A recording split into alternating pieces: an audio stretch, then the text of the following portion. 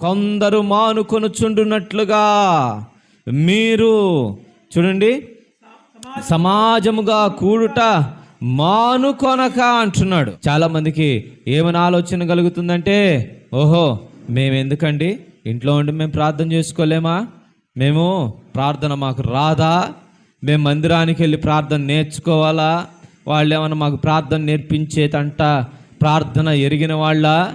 మాకు కూడా ఆత్మ ఉంది, మాకు కూడా పరిశుద్ధాత్మ ఉన్నాడు, మాకు కూడా బైబిల్ తెలుసు, కాబట్టి మేము సంఘానికి వెళ్ళము అని కొందరు అనుకుంటున్నారు. ప్రియమైన సోదరి సోదరుడా, యేసయ్య చెప్పిన విషయం జ్ఞాపకం పెట్టుకుందాం. జ్ఞానులకు ఆయన యొక్క గొప్ప సంగతులను మర్మములను మరుగుపరిచి పసిబాలురకు ఆయన బయలుపరిచాడు. దేవుని దగ్గరికి సంఘంగా కూడుకోవడానికి పరిగెత్తుకొని ఎవడైతే వస్తా ఉంటాడో దేవుడు వాడితో మాట్లాడతాడు.